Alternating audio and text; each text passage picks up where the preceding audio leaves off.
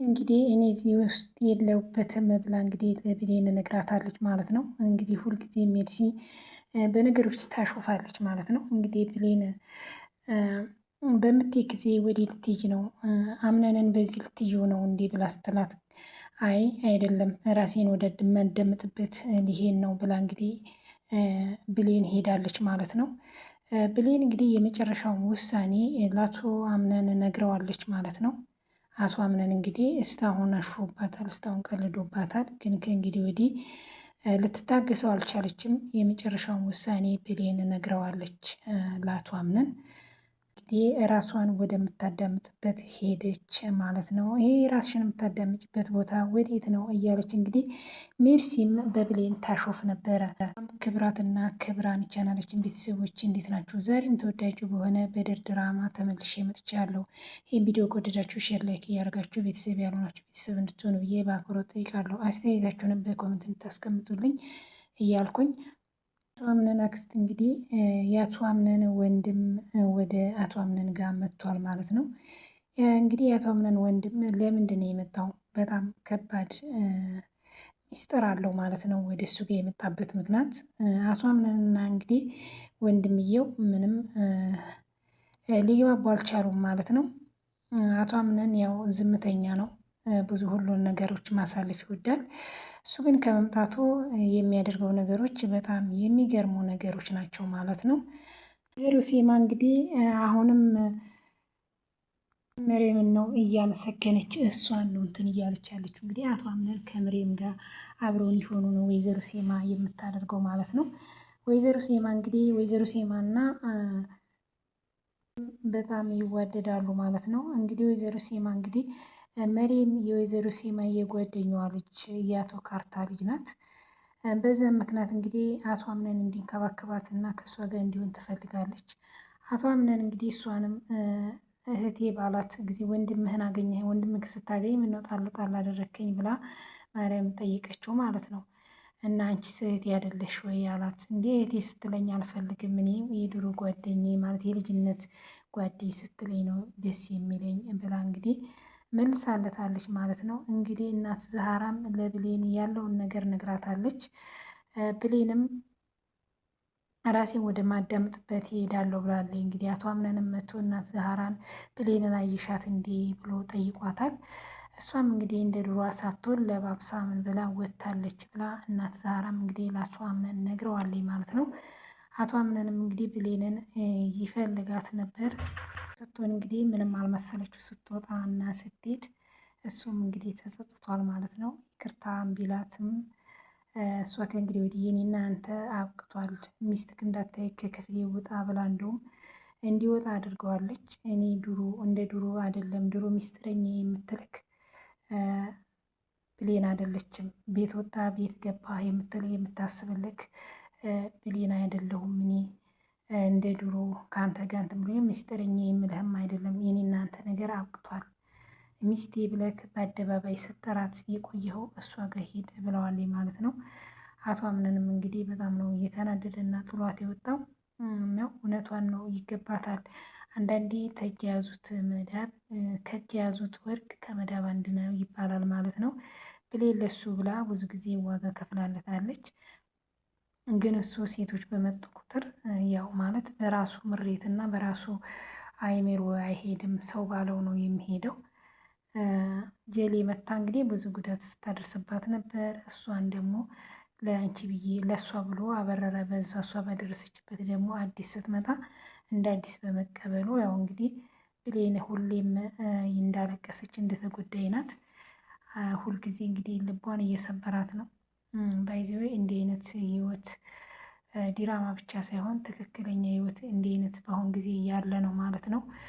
የሚሆናቸውና ዋጋ የሚከፍልላቸውን ሴቶች ወንዶችም ቦታውን አያውቁም። ሴቶችም እንደዛው የማይመሳሰሉት ናቸው። አብረው መኖር የሚፈልጉት የሚሆንላቸውን የሚያስብላቸውን ሴትም ሆነች እንደዛው ወንድም ከሆነ የምታስብለትን ዋጋ የምትከፍልለትን ሴት የእሷን ያኔ ጥቅም እንደሌላት ነው የሚያሻት የሚያስባት ማለት ነው። ግን በኋላ ዋጋዋን አያገኝም። በኋላ ቢፈልጋት ያቺ ሴት ሊያገኛት አይችልም። እና እንደ ብሌን የታገሰች እና እንደ ብሌን ለአቶ አምነን የምታስብለት ሴት የለችም። ግን እሱ በጣም ይናድዳል ማለት ነው ሲቀያየርባት። እሱ ቢያንስ በአቶ በሴማ አይደለም መሄድ ያለበት በራሱ ነው። እና እሱ አንድ ሰው ራሱን መምራት የሚችለው በራሱ ነው እንጂ ትዳርም ሆነ በሰው ምሬት ወይም አይደለም። እሱ ግን ያው እንግዲህ መሪም አብራው ስላደገች ሄዳ ከእስር ቤት እንድታስፈታው እንትን ስለቻለች ይህን ሁሉ ተጠቅማ እንግዲህ አብራው ለመኖር ፈልጋለች። እሱም እዛ ቦታ መናገር እና ይህን ነገር ማስቆም ይችል ነበር። ከብሌን ጎን መሆን ይችል ነበር። ከብሌን ጎን ግን ሊሆን አልቻለም ማለት ነው። እንግዲህ ብሌን ታግሳ አልፈልግም እሄዳለሁ ብላ ጥላው ልትሄድ ወስናለች። አንዳንዴ ሴቶች ታግሰው ሁሉን ነገር አሳንተን ብለው የቆረጡ ለታ በጭራሽ ሊመለሱ አይችሉም ማለት ነው። ቢያንስ ወንድ እንኳን ከቆረጠም ሊመለስ ይችላል። ሴት ልጅ አንድ የቆርጣ ያንን ነገር እንትን ካለች በጭራሽ አትመለስም። ብሌን እንግዲህ እስካሁን ታግሳለች። ባየችው ነገር እንግዲህ መሬምና አቶ አምነን በሚያደርጉን ነገር ካፌ ውስጥ ቁጭ ብለው ሻይ ቡና ሲሉ ምናምን ባየች ጊዜ እንግዲህ ሁሉን ነገር ተናደ ብቻዋን ለመሆን ራሷን ለማዳመጥ ሞክራለች ማለት ነው። ብሌን እውነቷን ነው። አንዳንዴ የማይፈለግ ቦታ ቆሞ ጊዜ ከማጣጠል እንደዚህ ጥሎ መሄድ ይሻላል። እንግዲህ አቶ አምነን ወንድም ክፍሏ መጥቶ ምን ሆነሽ ነው ብሎ በጠየቃት ጊዜ እንዲህ አቶ አምነን እኮ ቤታችን ሰላም እንደሆኑ ቤት ሁሉ ሰላም ነው ብሎ ነው የነገረኝ። ምንድን ነው አላት። አይ እኔ ቤቱ ሰላም ነው እኔ ያሞኝ ነው እና መድኃኒት ላንጣልሽ እንዴት አዴ ሲላት፣ አይ መድኃኒትም አልፈልግ ይቅርታ ግን ተናገረችኝ እንዳትል ራሴን ማዳመጥ ስለምፈልግ እንድትወጣልኝ ይፈልጋለሁ ብላ እንግዲህ የአቶ አምነንን ወንድም ብሌን አስወጥተዋለች ማለት ነው። የአቶ አምነን እናት ማለት ነው። አቶ አምነን ዙሪያ ያሉትን ሴቶች ማጥፋት ትችያለሽ፣ ሁሉንም ከዙሪያቸው ማጥፋት ትችያለሽ፣ የሚገባሽ አቶ አምነን ላንቺ ነው ብለው እንግዲህ እሳቸው ናቸው ማለት ነው የልብ የሰጧት ለመሬም። እሷ እንግዲህ ከእሳቸው ጋር ናት። እሳቸው እንግዲህ ሁልጊዜ ማለት ነው ከእሷ ጎን ናቸው ማለት ነው። እንግዲህ አቶ አምነን ዙሪያው የከበቡትን ሴቶች ሁሉንም ከስራቸው ማራቅ ትችያለሽ፣ የሚገባሽ ላንቺ ነው እያሉ እንግዲህ እንክብካቤ እየሰጧት ነው። በዚህን ጊዜ እንግዲህ ብሌን ምን ያህል እንደሚሰማት በጣም ታሳዝናለች፣ ታለቅሳለች። እንግዲህ ብሌንን ከዚህ ሁሉ የሚረዷት እናት ዛህራ ብቻ ናቸው ማለት ነው። እና ሁሉን ነገር በምሳሌም እያደረጉ በተረትም እያደረጉ ሁሉን ነገር የሚያስተምሯት ከጎኗ የሚሆኑ ማን ናቸው? እናት ዛህራ ናቸው ማለት ነው። እናት ሴማ እንግዲህ ግን በቃ ከማርያም ጋር ናት። ሁሉንም በቃ ያኔ እንግዲህ እሳቸው ማለት ነው እናት ሴት ከጀሌ ጋር ሆነው ምን ሲሉ ነበረ? ጀሌን ምን ሲሏን ነበረ? አንቺ እንትን በይ እኔ ቤቱ ሁሉ ለአንቺ ከአምነን ጎን ያሉትን ሴቶች ድራሻቸውን እንድታጠፊ እኔ ከጎንሽ ነኝ፣ እኔ እረዳሻለሁ እያሏት አብረው ሲያግዟት ነበር። እሷም ይህ ሁሉ ልብ በቅቷት ብሌንን ጉዳት ልታደርስባት ብሌንን ይህን ሁሉ ልታደርጋት የቻለችው የሴማን ምክር ሰምታ ነው ማለት ነው። የአምነን ናት። አሁን ደግሞ እሳቸው አሁንም ደግሞ መልሰው ለመሬም ልብ እየሰጧት ነው ማለት ነው። እሷንም እንደዚያ ሲላቸው ነበር። ግን ያው እሷም እንደዚህ አይነት ነገር ስታደርግ ወደ እሷ ሲዞሩ ደግሞ እሷን ውልቅ አድርጎ ከቤት እንዲያስወጣ አደረጉ ማለት ነው። አሁንም ብለው እንግዲህ እና ሴማ እንትናንም መሬምንም ዞር ያሉለት ያው ከቤት ማስወጣታቸው አይቀርም ማለት ነው። እንግዲህ አንዳንዴ እንደዚህ እንትን የሚል ሰውን ይጎዳል ማለት ነው። ዛሬ ከአንዱ ነገ ከአንዱ የሚሆን የአንዱን ወሬ የአንዱን ወንዱን እየተቀበለ እንትን የሚል በጣም ነው ሰውን የሚጎዳው። ገብቷቸዋል። በፊት ከጀሌ ጎን ነበሩ። ጀሌን እንግዲህ ያለውን ነገር እንትን ሲሉ እኔ ከጎንሽ ነኝ ሁሉን ነገር እያሉ እንግዲህ አንዳንድ ሰዎች ምንድን ናቸው የሆነ ልብ ሲሰጧቸው እነዚያ ሰዎች እንትን ያላቸው ይመስላቸው እና በሰው ላይ ጉዳት ያደርሳሉ። ብዙ ነገሮችን እርምጃ ይሄዳሉ።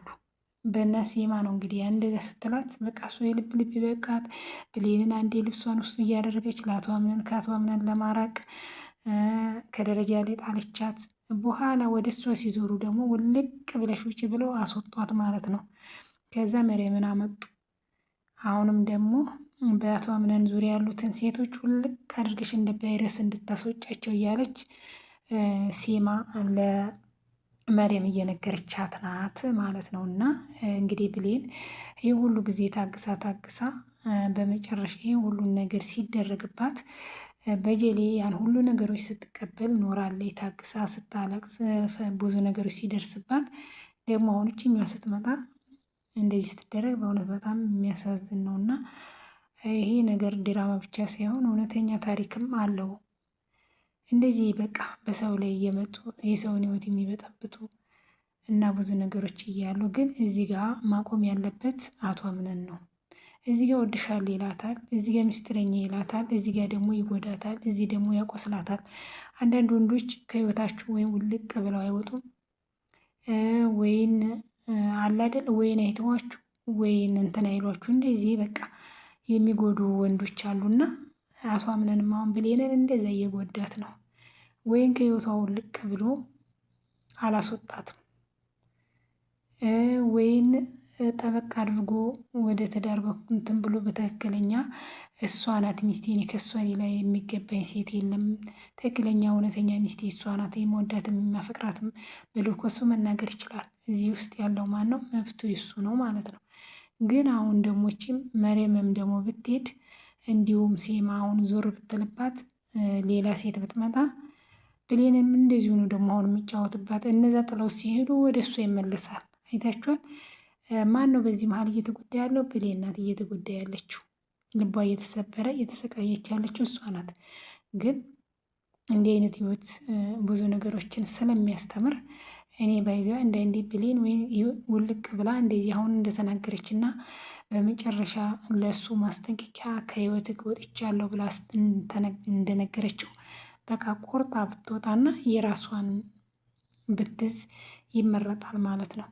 እና ወንድምየውም እንግዲህ ብሌንን ለሌላ ነገር ነው ያሰበው። ወንድምየው አመጣጡ በጣም ከባድ ነው ማለት ነው። እንግዲህ አንዳንዴ ብዙ ነገሮችን ይሄ ድራማ ብቻ ሳይሆን በአሁን ዘመን ላይ እንዲህ አይነት ነገሮች የሚፈጠሩ አለና የወንድሙን ፍቅረኛ የወንድ በቃ እንደዚህ አይነት ነገሮች ስላለ ወንድምየውም ግን አመጣጡ በጣም ብሌን ላይ ያለው ነገር የሚገርም ነው ማለት ነው። እንግዲህ በቃ አላለ ጋጽ ወጥ ነው። አንድ አዲስ እንደመጣ አይደለም። በቃ ሁሉን ነገር እኔ ልታይ ነው የሚለው ባይዚያ ምን እንዴንን ነገር የለበትም። ያው ሁሉን ነገር በዝምተኛነት ነው የሚያልፈው። ይሄ ግን ወቁኝ ነው። ሲጀምር ብሌን እኮ ስትወጣ ተከትሏት ነው ምግቡን ጥሎ አብሮ የወጣው ማለት ነው። እና ሰተት ብሎ ነው ክፍሏ ሄደው እና እንግዲህ በአሁን ጊዜ በጣም ከባድ ነው ማለት ነው። ዲራማው ብቻ ሳይሆን እውነተኛ ታሪክም እንዲህ አይነት ታሪኮች እየተበላሻሸ አለ። እና እንግዲህ እናት ዛህራንም እንግዲህ ብሌን ወዴት ሄደች ብሎ ጠይቋታል። እናት ዛህራም እንግዲህ ያለውን ነገር ነግረዋለች። እንደ ድሮ አይደለችም፣ ችክ ብላ ሄዳለች ብላለች። ሜርሲም እንግዲህ ወዴት ነው የምትሄጂው? አምነንን በዚህ ለመጥለፍ ነው ብላታለች ማለት ነው።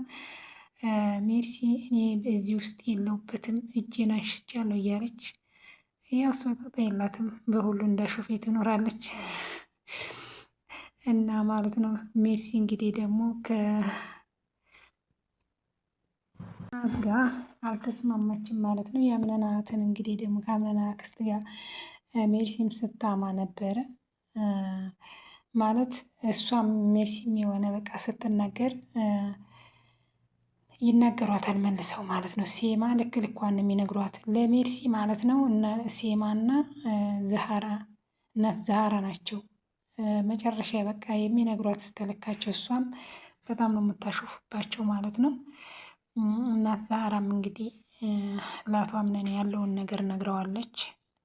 ወንድምየውም እንግዲህ እናቱን የሞተችበትን ለእናቱም ያለውን ነገር ለአቶ አምነን እንግዲህ ሀዘን ማብዛት ትርጉም የለውም፣ ምንም ማድረግ አልችልም እያለ እንግዲህ ሀሳቡን ተካፍሎታል። እሱ ግን የመጣበት ምክንያት እንጃ ያሰጋል ማለት ነው።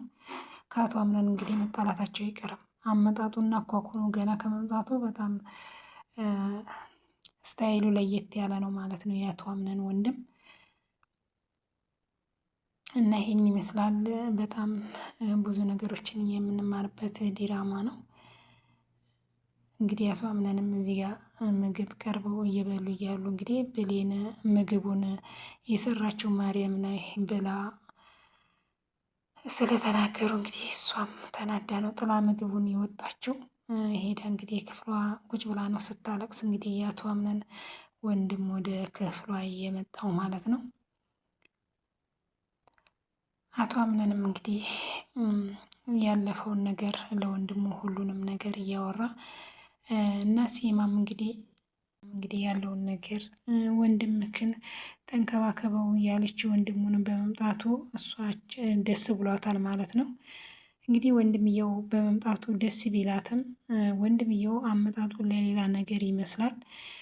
እንግዲህ አቶ አምነንም ምንም የጠረጠረው ነገር የለም፣ ኖርማል ነው። ግን ብሌን ላይ በሚደረገው በጣም ያሳዝናል። እኔ ብሌን ናት የምታሳዝነኝ ማለት ነው። ለምን ሁሌ እንዳለቀሰች ጉዳት የሚደርስባት ብዙ ነገር የሚሆነው እሷ ላይ ነው። አቶ አምነን ግን ሊገባው አይችልም። አንድ ቀን ይገባዋል። ከስሩ ሄደ ይለታ ብሌንን የምትመስል ሴት ሳገኝ ሲቀር ብሌንን የመሰለ ሴት ደግሞ መቼም እንደሱ የምታስብ እንደሱ የምትታገስለት የምታስብለት በወጣ በገባ ቁጥር ከጉዳቱም በጭንቀቱም ጊዜ አብራ የምትሆነው ሴት ብሌን ናት ስትሆን የከረመችው። አሁን ግን ብሌንን እንደዚህ ማድረጉ ሴት በመጣ ቁጥር እሱ መቀየሩ በጣም ያሳዝናል ማለት ነው። እና ብሌንም እንግዲህ እያሳሳታት እያናደዳት ይሄ ነው እንግዲህ መሬም ሳትመጣ በታመመች ጊዜ ሲንከባከባት ነበር። ጄሌ ስትኖር ከሱ ከጎኗ ነበር ሲያስታምማት ሁሉን ነገር ሲያወራ ነበር። አሁን እንግዲህ መሬም ከመጣች ነው ብሌንን እርግፍ አድርጎ እየተወው። እንዴት ዋልሽ እንዴት አደርሽ እንኳን እየተደረሽ እንትነች እንኳን አይላትም። በአደባባይ እንግዲህ ሚስቱ መሬም መሆኗን መሰከረ። ሲማም እንግዲህ በቃ መሬም ናት የአቶ አምነን ሚስት፣ እንደውም ልክ እንድታደርግ እንደ ቫይረስ በዙሪያው ያሉትን ሴቶች እንድታስወጭ ብላ መሬምን ለመሬም ልብ ልብ ሰጥታታለች ማለት ነው። እንግዲህ በመጨረሻ እንግዲህ ብሌንም ያው ነግረዋለች ለአቶ አምነን ከእንግዲህ ከእሱ ጋር እንዳትሆን ወደ ህይወቷ እንዳይመጣ እንደውም ሚስትክ ክፍሌ ስትመጣ እንዳታይክ ከክፍሌ ይወጣልኝ ክፍሌ ልቀቅና ብለዋለች ብሌን። አቶ አምነንም አልሽ እውነትሽን ነው ብሏታል ብሎ እንግዲህ ጥሎ ወጥቷል። ብሌን አሁን እንግዲህ በመጨረሻ ችላ አምራለች ማለት ነው። እውነቷን ነው። አንድ ሰው ችሎ የቆረጠላት እንግዲህ መመለሻው ቢለምናትም አያገኛትም እና በአንዴ ከእሷ ጋር መጥቶ ከመሪያም ጋር መጥቶ በአንድ ብሌንን መካድ የለበትም። ብሌን እኮ ብዙ ነገሮችን ከእሱ ጋር አሳልፋለች እና ቤተሰብ እንግዲህ ይህን ይመስላል። ቀጣይ እስከምንገናኝ ቸር ሰንብቱልኝ። አስተያየታችሁን በኮመንት አስቀምጡ። በጣም አስተማሪ እና ብዙ ነገር የምንማርበት ዲራማ ነው እና ብሌን እንግዲህ በጣም ታሳዝናለች። ሁሉ ነገር ይስተካከላል። ነገ ደግሞ ለምኑ አገኛትም ማለት ነው። ብሌንን ዛሬ ብታለቅስ ነገ ብዙ ነገሮችን ቢለምናት እንትን ቢላት ስለማገኘት ቢጸጸትም በኋላ ነገ ላትመለስ ትችላለች። ቆርጣ እሷ እርምጃዋን ከወሰደኝ ማለት ነው። ይህን ይመስላል። ቀጣይ እስከምንገናኝ ቸር ሰንብቱ።